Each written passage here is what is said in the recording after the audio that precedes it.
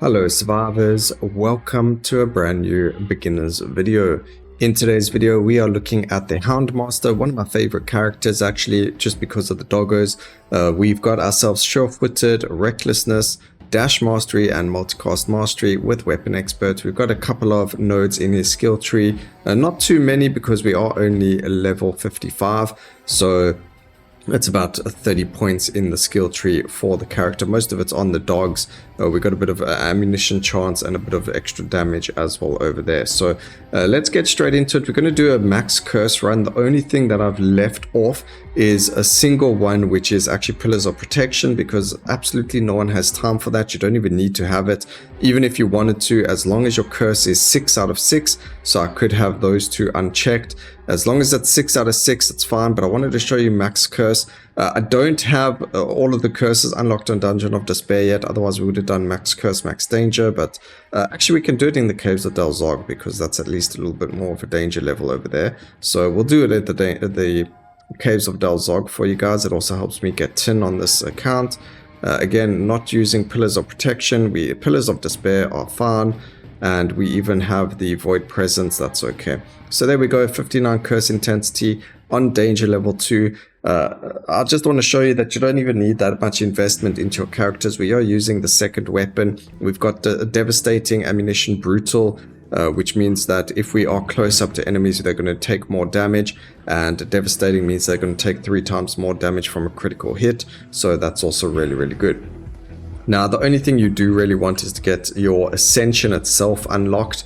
That just means that it's going to boost the amount of damage and things that your doggos are going to be doing. And you can actually see that the dogs are applying fragility to the enemies, which is really good for us and helpful. We can increase the critical chance, but we're not going to. We're going to increase our critical chance, and we're going to see what skills we can do here. We're not looking for anything particular over here. Bomb's actually pretty good, so we will take that, and we're going to end up going with shrapnel bomb, because that's going to be very good. So shrapnel mine, shrapnel bomb, and then we also need some bleed skills in the mix as well. I mean, not bleed, blast skills for shattered. So we could go flame wave, but flame wave gives us burn. We just want bleed, and then we can focus on that. And then we've also got the ammunition and the quick buckshot over here, which will give us a good amount of damage. And also with the cast frequency being relatively low, it will be good for some skill chain. So we'll see how that goes, but there we go.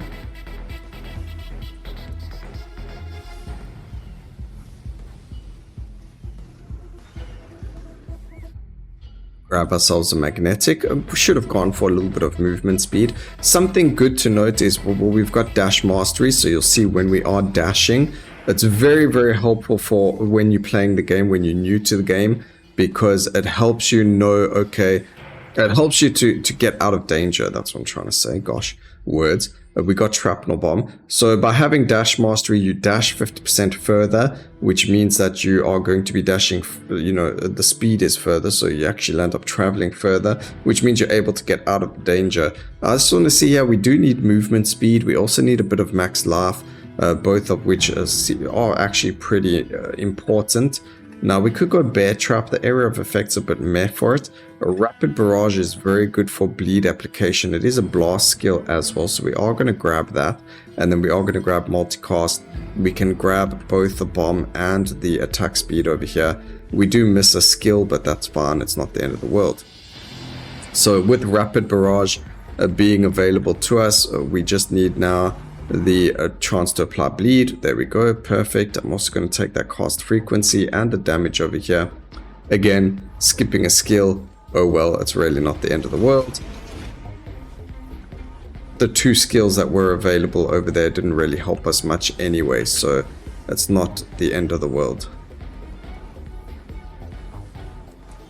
The only problem that we currently have is that our skills have a really long cooldown. So we need to work on that. Okay, here's our first one. It is explosive shot. We are going to grab it, but I'm going to try and replace it a little bit later for something called, it's another blast skill, napalm. So if we get napalm blast, that will be a lot better for us. Also, we do have to remember we're not going to deal the most amount of damage either over here, because they are going to be quite tanky because we are on max curse.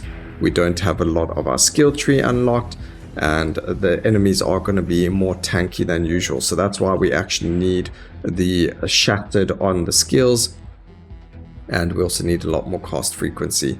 So we're not looking for that one, we're looking for the napalm blast. We could reroll once or twice.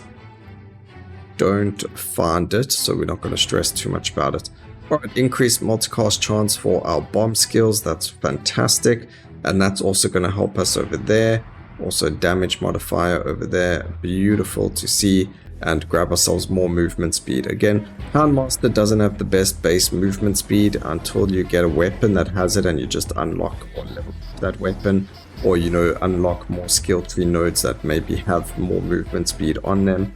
But otherwise, as you can see, we are starting to deal a lot more damage now.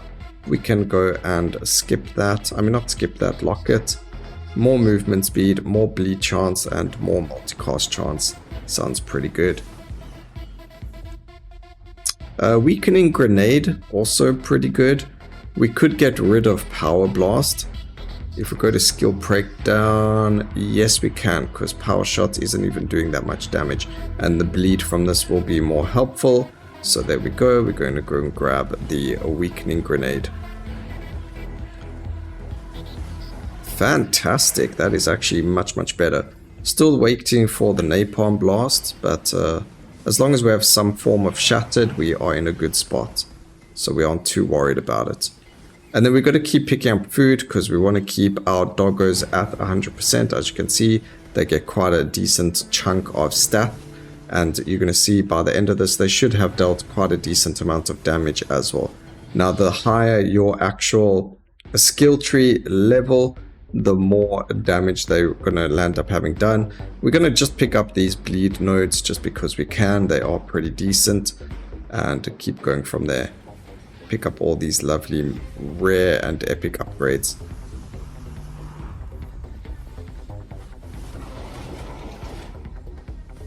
If you did land up taking the pillars of protection, I would recommend that you land up going and destroying them there as quickly as possible. They do give the bosses 25% less damage reduction per the available tower. So if you get like 5 of those towers up at a time, you're going to land up having immortal enemies, and you don't want that. So try and get rid of them as quickly as possible. They will be the blue pillars on, you know, in the game. Okay, the doggos can get some movement speed. We need the cast frequency. We could actually go and get rid of this and add spread shot. I am actually going to do that because I don't feel like the 6.4 second cooldown is just way too high. We could also just go bomb and blast. Wait, we've got... No, we're not going to skip that. Okay, multicast on the skill. And that's also going to give us dazed and critical damage as well. So I feel like it's going to be a little bit better. We do need another skill actually to swap out for shrapnel mine. Maybe a shrapnel shot or something. Even bomb barrage might have been better. Just because if they don't run over the mine, it doesn't do anything. Just pick up the laugh over there.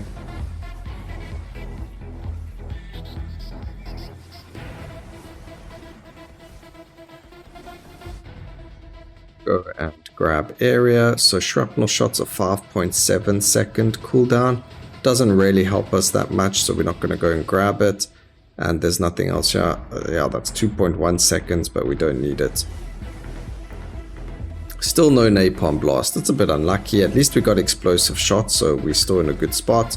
It's just that it's got a 3.6 second cooldown, and napalm blast did have an area where it stayed on the floor, dealing shattered to enemies. So as long as you land up hitting them and they didn't move, which happens a lot with the bosses, they don't actually land up moving as long as you're close to them, then you would have been in a much better spot. But as you can see, we don't have that privilege for us or with us right now. Boss goes down. There we go. Voila!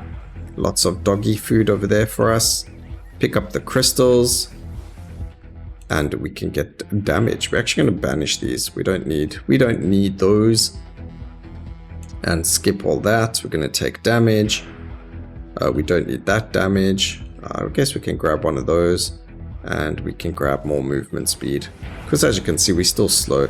Getting to about 100 movement speed is always good. If you don't feel like dashing, then 100 movement speed is really good for, or enough speed for cycle 0, which is what we're on, to just move out of all the enemies' negative effects, or you know, the area of effects on the floor.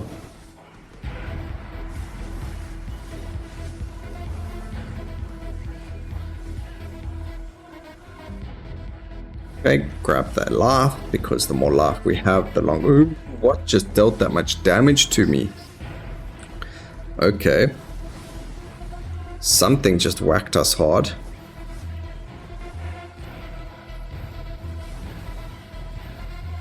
I don't even know what just happened there myself. Alright, so we're going to grab the Relentless and the damage, and we're going to dodge out of there. We've only got 2 more boss fights. As you can see, they are quite difficult to find, because, not find, but to get going. There we go, 1 more boss fight. I don't know what did so much damage to me.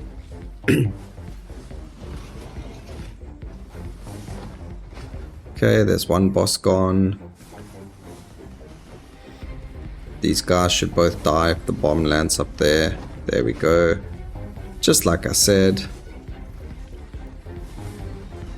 And you should die now. There we go. Boom. Right, and as long as we stay away from the actual void presence, our hounds will always stay alive.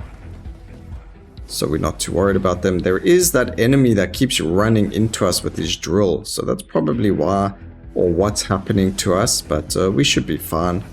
We've got more than enough life to live this through.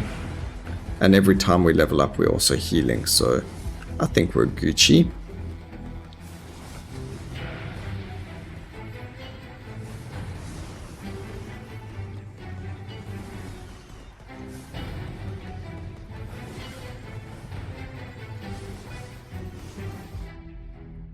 Frequency.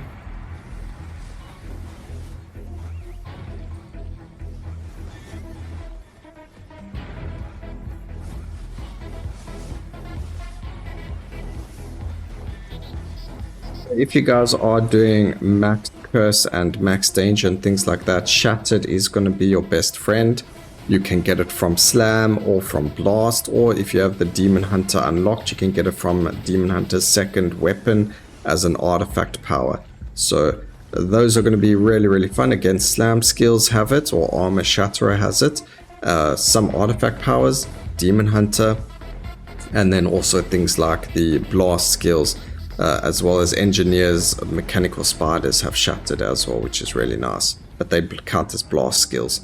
So just in case you're ever wondering what you can use against those nasty armored bosses, you need Shattered. And then you'll have a good time. They won't be so nasty anymore. They'll be quite easy to kill, as you can see. Hopefully at a no lives lost run, that would be even better. Okay, come on, you need to die. There we go.